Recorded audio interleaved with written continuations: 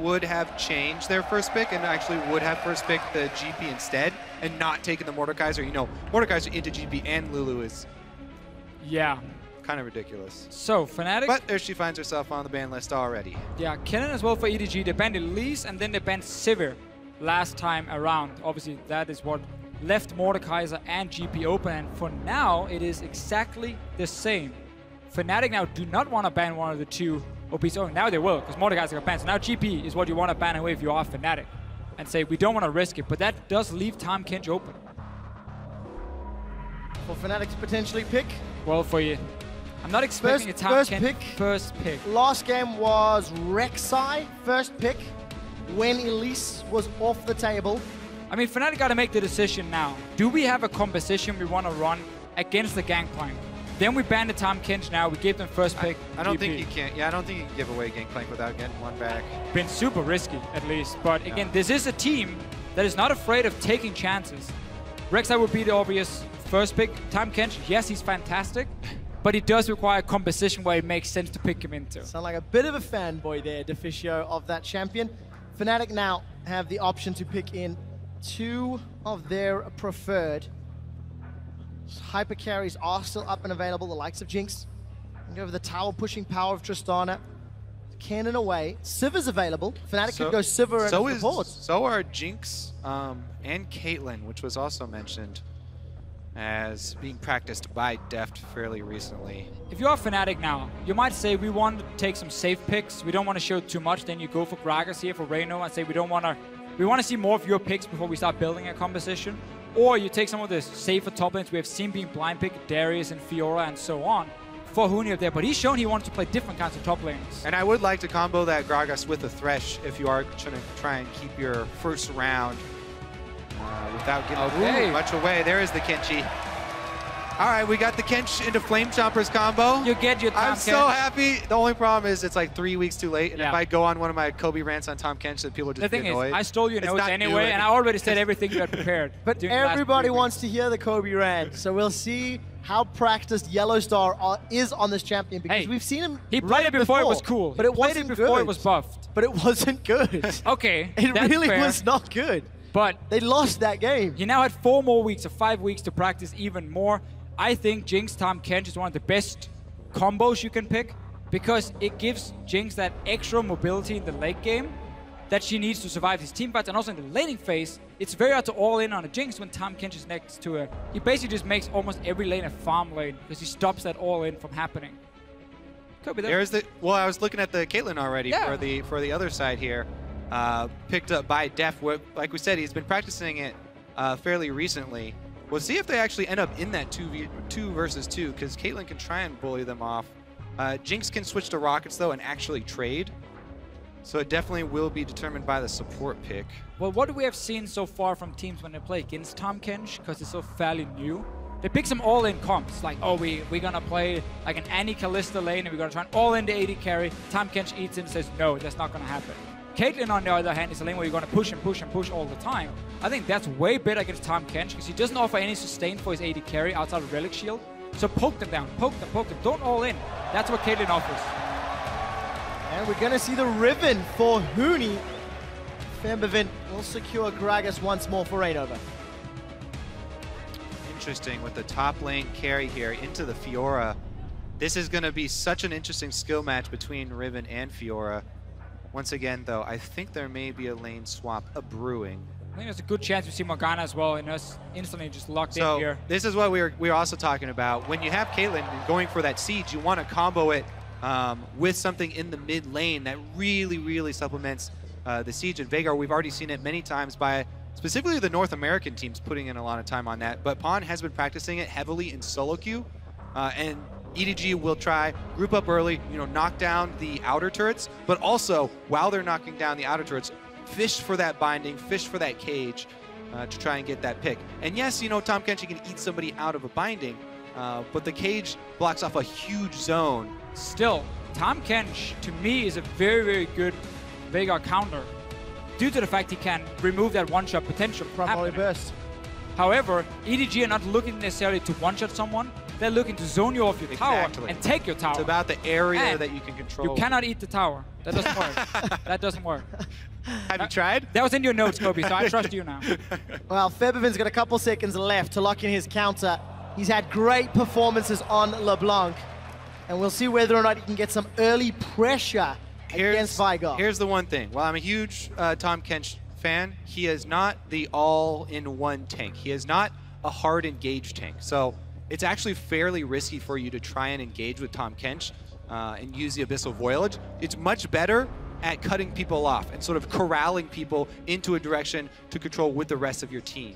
This is a very mixed composition for Fnatic. Yeah. You got the Riven split push coming in, you want to assassinate someone with LeBlanc, and you want to have these big kiting team fights with the Jinx Tahm Kench. So it's a bit of everything for them. The problem is if they want a 1-3-1, Jinx wave play in the mid lane. Again, she needs to get in there with the rockets. She can't clear really far away from. Yeah, the thing is, I want to reiterate this one more time. It's a bit of everything except for really hard engage. They would have to have Flash with Riven or some crazy Gragas ultimate, because if Tahm Kench Abyssal Voyage into the back line, he gets stunned with whoever he brings. And he wants to be in the back with his AD carry. Exactly. If you put up the cage, you can stun them both. He can't save anyone if he's stunned as well. He has to get his own Merc Treads. He has to get some sort of QSS or McHale's or something to pull that off. Luckily on the side of Fnatic, they have shown a penchant for engaging at the right time in the right place, and they'll need to keep that up. Guys, this is the remade game 2 of this best of 5. Hashtag EDG win with that Vigar mid, or hashtag FNC win. The Yellow Star will get his hands on the Tahm Kench. Vision and flanking going to be so important for Fnatic. They've done it in the past when Huni has played Riven. They've shown they have an ability to get him to TP into the jungle and hop over walls. And they may need to do that again to get behind that baby cage that Vigar can put down. Yeah, the early game is so key in this matchup. When you have a siege composition, if they do well in the laning phase and get to rotate the AD carry into mid and start this siege on your tower, there's often very few answers other than like a TP flank happening. If that fails, you fall so far behind. But the same can be said for EDG here with their comp. If they start losing lanes to Riven and LeBlanc, the crazy pick potential for Fnatic can just run over them. And this is the thing, Jinx can take a turret very quickly, so Fnatic can trade objectives fairly efficiently as well. Face checking here. This is get risky. The deep wards they've been seeing coming in. And Fnatic did a similar thing in the previous game. EDG have adapted. They're going to get Reckless and Yellow Star. Oh, it's got to pay off. Tremor Sense is showing 2 members of Fnatic nearby. EDG very patient.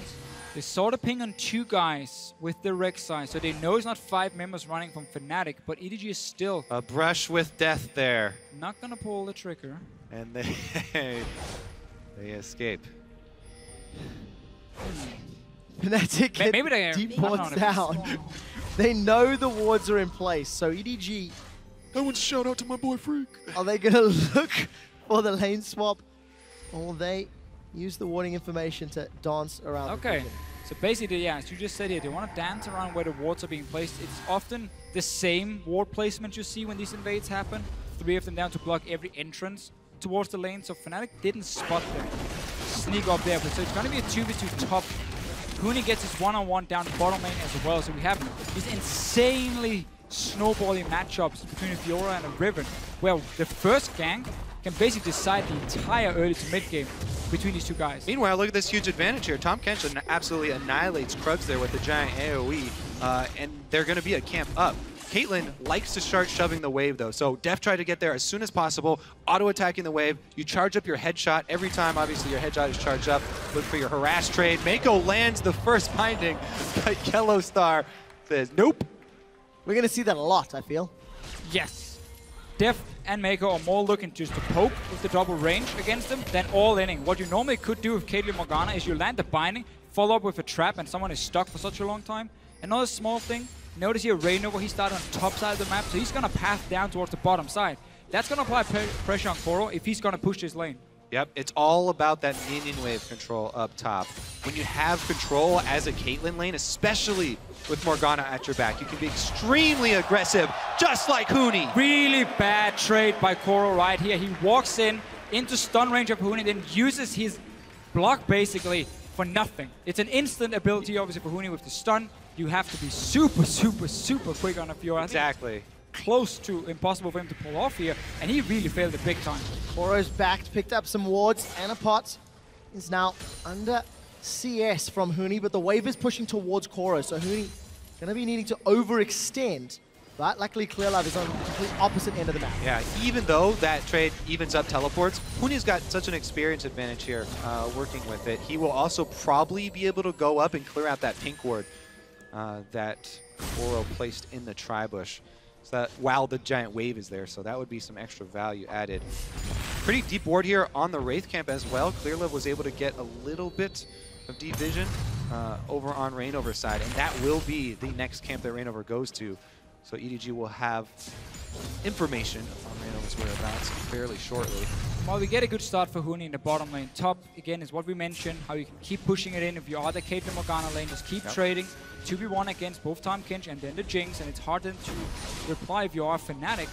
And really also with this Morgana pick, it's funny because a lot of these champions for EDG that haven't shown before in this tournament, they have been spamming them in solo queue. Morgana was there for Mako, Caitlyn for Death, Veigar as well in the mid lane, and this is gonna happen over and over. And Reckless a little bit confused. Small miss, small miss. Aim small, miss small. We'll see if Reckless can find his aim later on. Reignover spotting Clearlove in the jungle will give some information. Huni actually gets caught up by that riposte. Another matchup I want to touch on is that mid lane because Veigar is such a game changer. If you allow him to stack up early, and the only way to disallow him from stacking up early is to force him to trade in lane and go for those aggressive moves here. Forbidden on LeBlanc, on the Assassin, has the ability to do that and try and go aggressive, but you can see already, Pawn even expends his early teleport in mid lane defensively just to pick up more magic resistance so that he can try and use more of his mana for stacking up the ability power. Reckless is playing Let's Catch the Dark Binding game.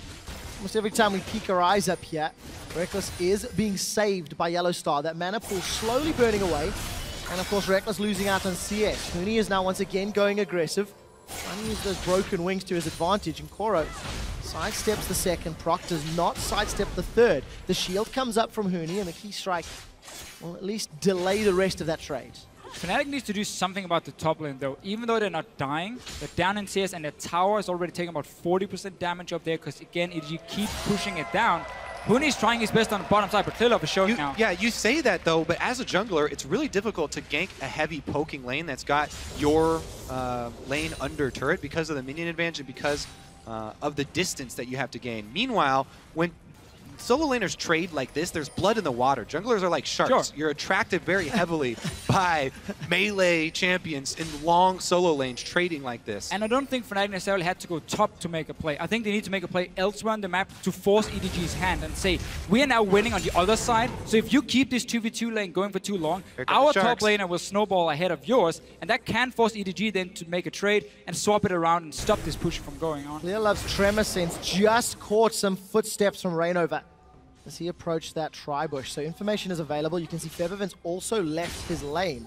If Koro sticks around, they're going for a dive. And this is what I like. Now Fnatic are saying, we're going to snowball Huni even further. So EDG, you cannot just sit in 2v2 top because your top lane will fall behind. Clearlove has spotted it. We have a roam from Veigar as well. 3 guys on bottom side soon. Koro, he does have his grand challenge. He's used it on the level 4 Reignover. Flash away from Koro keeps him alive. Huni will take a turret shot for his troubles.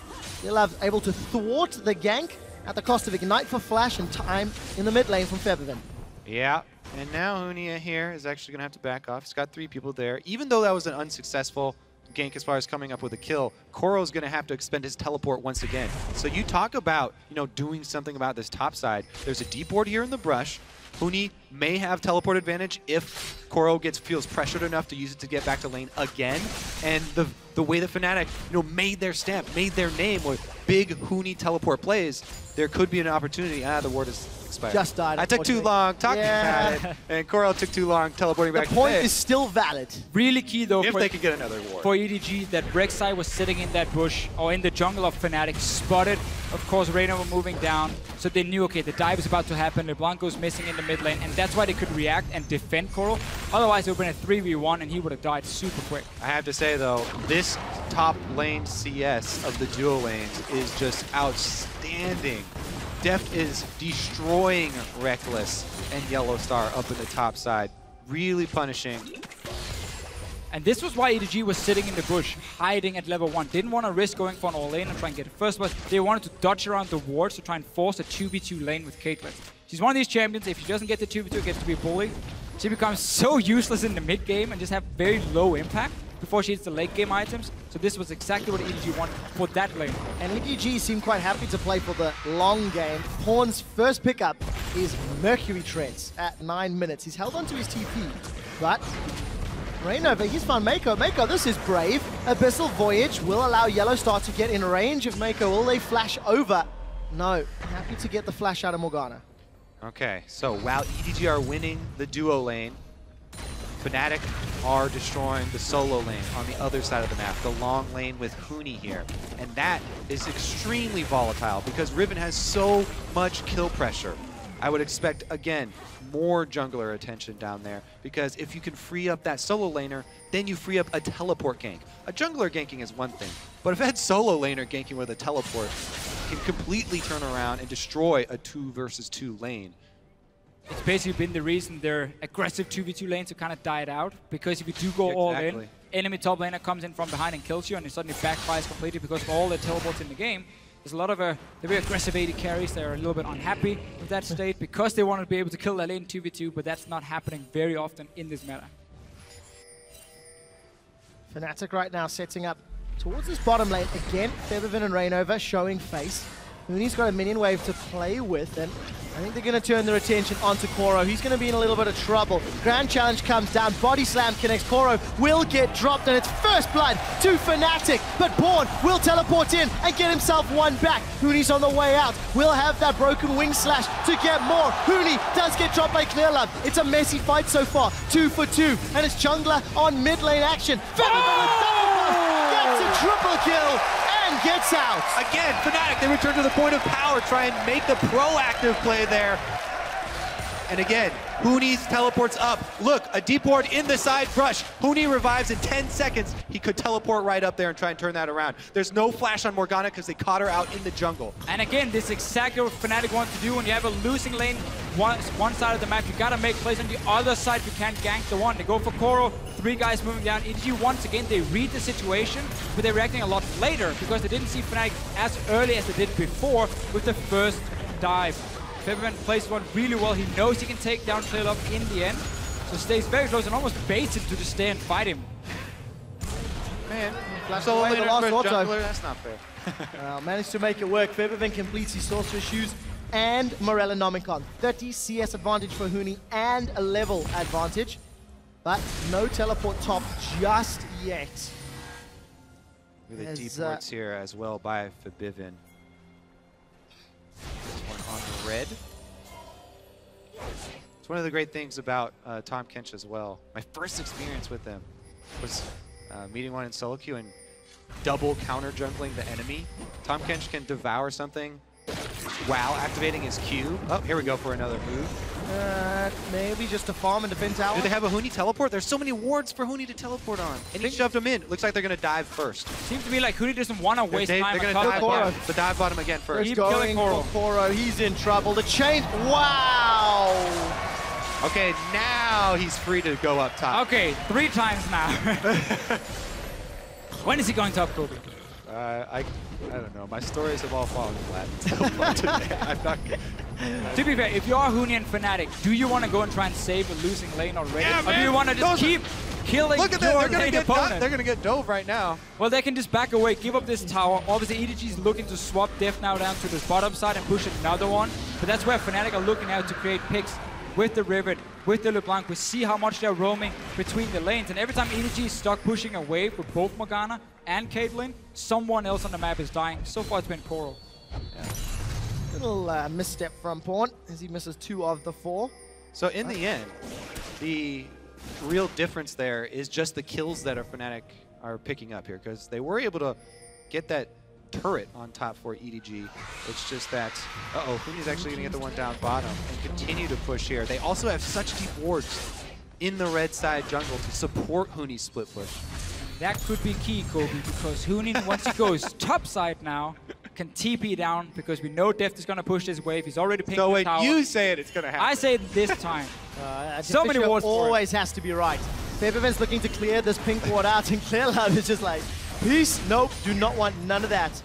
When he grabs a Scuttle Crab, a little bit of vision, and Reckless Yellow Star. Uncontested, this is a free tower, in fact, as EDG have sent their resources down bottom. Not exactly what EDG were looking for here. They wanted to have Koro on his top side already, but obviously him alone wouldn't have done a whole lot. Yeah, it's another trade they're just opting for. Bottom side should be taken at the same time as well here for EDG. But when you play that Caitlyn, you are supposed to get the tower advantage by you being able to push faster than push in the enemy AD carry and slowly take down the tower. Obviously, Jinx will take down the tower super quick once she gets to it. Yeah, but they're not done pushing. EDG continue to pressure the inner turret. There are recalls from Fnatic. Yellowstar can ult it down, remember. And Huni's got teleport with a lot of wards to jump in. But they're opting not to pull that trigger yet. The range on Abyssal is still relatively low, and I think Yellowstar's peeling towards the middle top quadrant, so no more pressure on the bottom half. EDG did get the 2 side lane turrets down. That's what you want to do with these siege comps here, especially when you play the Veigar. You want him to hit level 11, you group together with him in the mid lane, and you start sieging on that tower, because even if there is some sort of wave clear for Fnatic, that massive zone that Veigar is going to offer is going to force you back, and that's going to always give some damage to this tower. So Febiven needs to be careful now. He knows a lot of people are coming, and he's the only wave in his mid lane. He has to dash into them. That's super risky. Yeah, that's why we'll be looking for the flank, because again, this Fnatic squad has to be very careful with how they go about engaging.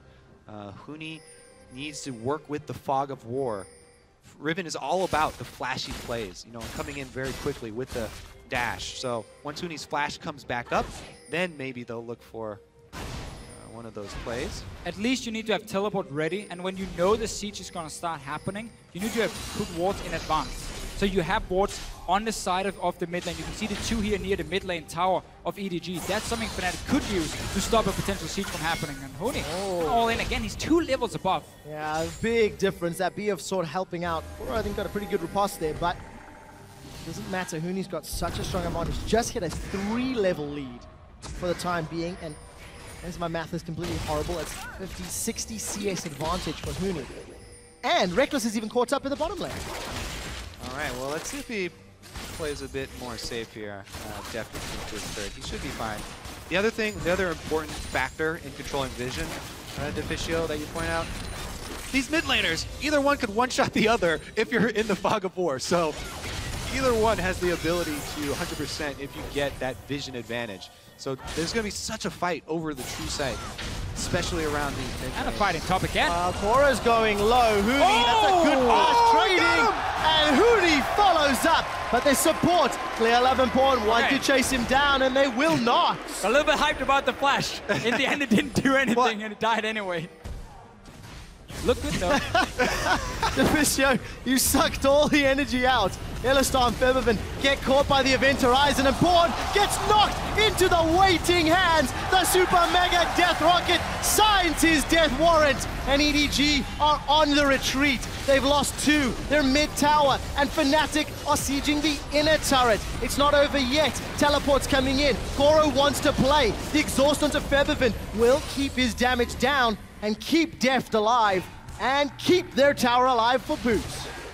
So what's been happening in this mid lane here for Fnatic is that Febiven had full control of the lane. He keeps pushing it down, making it very easy for Fnatic to keep deep vision in the jungle and set up a dive like this and prevent EDG from ever grouping. Honestly, what's happening is Huni wrecking Koro. That's also happening. That's also happening. But look at the dive they can set up because they have all the control of this jungle onto beautiful setup, honestly, from Rainover. Yeah. What do you do as a Veigar right here? Either you flash instantly, but it's a flash body slam happening.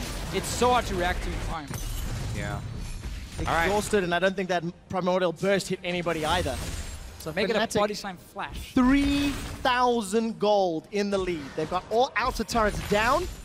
Dragon's going to be up in 30 seconds. And look at that ring of deep vision behind the Dragon. Yeah, again, that's the problem now for EDG. They know these wards are going to be there because they've been pushed down in this mid lane for such a long time. Huni can now TP in behind them if Fnatic wants to fight for this one. He's TPing in now. And he's doing TPing it! north. Finally! EDG are trying to retreat. Huni wants to cut them off. Be careful. He's not very tanky. He does not want to be here. Grand Challenge is onto Huni, and Deft actually gets knocked towards him. Huni's going to use those broken wings to get away, and he gets eaten. Yellow Star saves him. Another kill for Featherfin before Huni gets dropped by Koro. Reignover's trying to get out, but he's trapped in the baby cage, and Pawn sends him back to base. Well, Featherfin is dominating with another kill on Koro. Yellow Star saved Huni, but then kept chasing Koro and spit Huni back out with like 50 life. So he died. But that'll be a two for two right there. All said and done, though, Fnatic still have control of the map. So even though it's a 2 for 2, even on kills, they get the objective afterwards. They shove the lane. Oh, actually, Reckless actually not going to start the Dragon there. Red Steel instead. Bit more risky. Or and not. now the Dragon's going to be very late, and Pawn does have teleport. Pawn's actually in lane already. Deft actually manages to secure that one. Fnatic now a little maybe late to the Dragon. Ultimate's not available for everybody, but EDG are not in range to contest. There's double ping wards for Fnatic, so it's hard for EDG to walk in and face check a fairly fit LeBlanc at this point. I mean, 6 kills in 19 minutes. It's very standard for me, at least, in solo queue.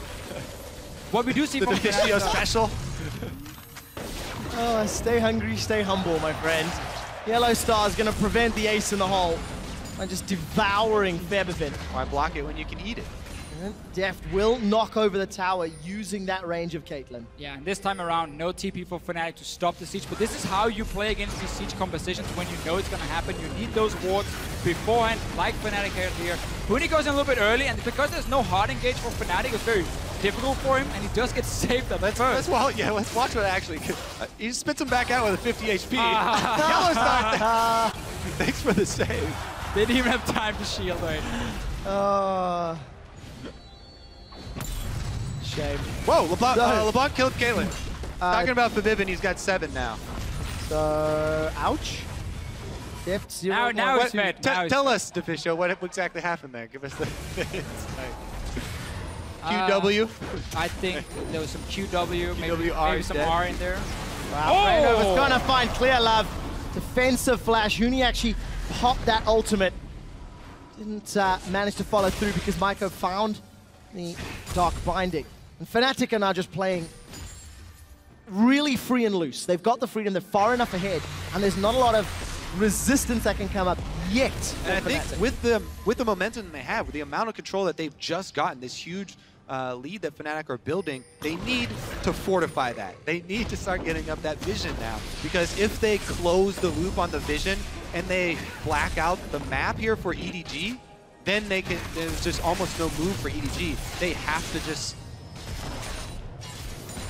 and he burns to death. They have to just group up. EDG, this is a team that has to group up and try and use the poking, try and use the bindings and cage to land. And it's supposed to be fairly safe to get the outer turrets down. You know, you can have pink wards in the river yourself to try and avoid some of these deep wards that can flank you. Going for the tier 2 turrets becomes even harder now for EDG because they don't have the map control, because they're pretty far behind in gold. So they might rely more on Fnatic, misplaying a pick here, like Fibman goes too aggressive and dives on the tower and dies, and then EDG starts moving up towards the tier 2 towers. Well, it's about 1 minute and 10 seconds before Huni's teleport is available, and the deep wards will need to be reset before Fnatic can look for a similar play. This is often where we see teams lose their big leads, when you have a team comp similar to this. What Fnatic need to do, all they have to do is keep EDG bottled up for long enough. They already have dragon stacking. They have 2 dragons already. Control the neutral objectives, and you continue to draw EDG out. Continue to make these picks. Continue to get the LeBlanc 100% to 0. Continue to get Huni isolated with Koro. 4-level difference between Koro and Huni right now, and nearly 100 CS. I believe that's called the Flame Horizon, if memory serves. Yes, yes, sir. Now, one of the things amazing Jay, the poor guy, was criticized for a lot, was dying like this against the enemy top laner. But funny enough, it's the same kind of setup, where the other team is sending 2, 3, 4 guys to dive him and kill him and shut him down, because top lane gets out of control very, very easily. We see here, EDG tried to defend Koro, but they were always a step behind, and therefore it's the same result. Top laner falls super far behind. Yeah, I mean, it's kind of a which one came first, because he is also the reason Fnatic are sending people to dive him is because he's losing trades to Huni in lane, and Huni's pushing him under turret and prepping him to get destroyed. What Fnatic also wants to do now, though, is prepping that Baron, because as a poke comp, if you have to face check in towards the Baron, you really hate it. Yellowstar, he's eating Zillow. He is, but his Grey health is being burned through. The barrel pulls Maiko backwards, and a big AoE. Maiko's been tagged, and a quiet taste will not even be needed. Get excited with Reckless, and Feathervin cleans up. Fnatic find 3 and in a turret, and they can even go for Baron. Fnatic just stayed around the Baron, then walked into the jungle, and EDG is trying to get control back. But when there's so many things that can just kill you so easily, and so much mobility on the side of Fnatic with Riven, LeBlanc, and even the top Kendrick can just walk in and eat you and spit you back. It is so difficult to regain that control. You were a siege comp. You were supposed to get a big tower advantage, and you got nothing. All right, we'll take another look at it. You catch the Kench. He's got 2 health bars here. So Grey health goes up, and teleports come down. Fawn actually uses everything on the outside here. Forbidden just walks around, and all of Fnatic teleport in. They continue the pain train and crush EDG under the turret and take it afterwards as well. All right, now we have a minute. What a game from Fnatic. They've got Baron now. Every single one of their lanes is winning, despite the trouble that Reckless and Yellowstar had early. They were able to put pressure on the side lanes, and they've got him relevant. Well, if you have a losing 2v2 lane, Morgana Caitlyn, pretty hard to gank. Why not just go down and kill the Fiora over and over? You have Riven. Well, when you put it that way. I mean, come on, that's how the game is, right? You just go kill someone. Split pushing with Baron buff taking effect here. Huge 10,000 almost gold lead here for Fnatic. So, we have seen 3 new picks from Deft today. And I just have to say, the Jace, I didn't see anything I liked. He did nothing in that game. The Mordekaiser, his dragon control was terrible. I'll give him 1 out of 10 for that one as well.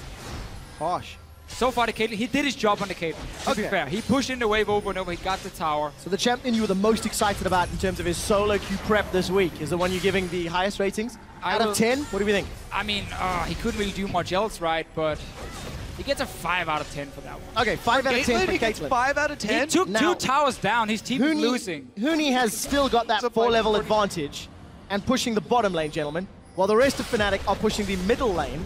I'd like to get the scoreboard here for Huni in a moment as Koro's got some help from Clear Lab, but Feathervin's joined the fight. He's taken down the tower and is looking to kill Koro once more. The rest of Fnatic are going to focus down the inhibitor as Reignover gets caught up by a Dark Binding. Not going to be enough as the Wind Slash hits pretty high health targets. Not going to secure the kill. Reckless has got the tower in the mid lane. Inhibitor falls bottom. The base is breaking, and there's nothing EDG can do. One hit forces Deft to retreat.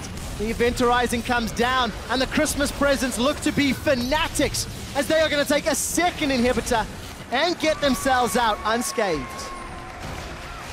It's all due to the Tom Kench. Wasn't that right, Kobe? Actually, it's all due to Riven. I said every time we see Riven's in the game. So, if that champion is in the game, go gank her. Hey. She's going to snowball one way or the other. Huni had an okay start to the game, sure. But Feathervin, to me, really is the standout guy. First game as well, he had such a good performance. This one, he's roaming from the mid lane, he's pushing it down 24/7, walks down bottom lane, he's part of every single kill basically Fnatic. He's getting except for 2 kills I just noticed, but he's been part of almost everything else. And this guy is on fire this tournament. I would even say he's been the best performing mid laner in this tournament alone. Not saying he's the best in the world, but in this tournament he's been looking fantastic. Don't step on my territory there, Deficio. Doing Do you want to say work at the moment. And as you mentioned, allowing Fnatic to continue pressing their advantage. Baron has worn off, and Fnatic are just grouping in the top lane. It is just a matter of time before they get to their 3rd and final inhibitor. There's been no reservation, no hesitation, no signs of weakness for Fnatic this game. Double pink. There's a sign of weakness. Yep, there we go, little mistake. Just wanted to test the strength of that baby cage. Feathervin's going to eat the Primordial Burst and lose a major chunk of his hit points. But he does stay alive. Huni's going to pull enough threat to buy some time. The rest of Fnatic to at least look to take this tower down in what is still a 4 versus 5. Yeah, I mean, Favin's not running teleport on LeBlanc, so Fnatic gonna take it fairly slow and easy here. 4 versus 5. Oh, wow. Yellowstar even pulls him out of the stun. Just look at how Yellowstar's standing here. Whenever Reckless goes in to hit the tower, Yellowstar's just slightly behind him. So when the stun lands, it's only on Reckless, and then he eats him, spits him out. And what did I even say? He's got a Quicksilver Sash on Tahm Kench as well. So even if you land the double cage, Yellowstar can still get himself out and save whoever's next to him. Well, we'll find out if Tahm Kench manages to make it through the rest of picks and bans. Def gets caught out. The Event Horizon will not be enough to kill Rainover, and Def is running away. A 3-man stun. Hooney's not able to push EDG back. The tower falls, so does Koro. Inhibitor number 3 is down. Fnatic have super minions looking towards the Nexus turrets, and they will drop the Nexus turrets. Fnatic rebound after a difficult start, and they will crush Edward Gaming. Nexus turret is a matter of time as Fnatic take the lead 2-0 and are 1 game away from a semi-final and a top 4 minimum at Worlds.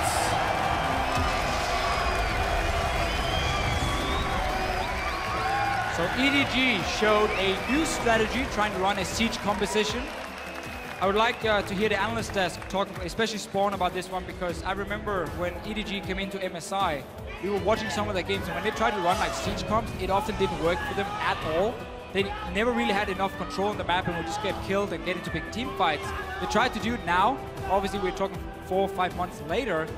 Same result though, mainly due to the fact that Fnatic would snowball that bottom lane so effectively, setting up Hooney to jump in and flank, and then Fibin to just kill everyone.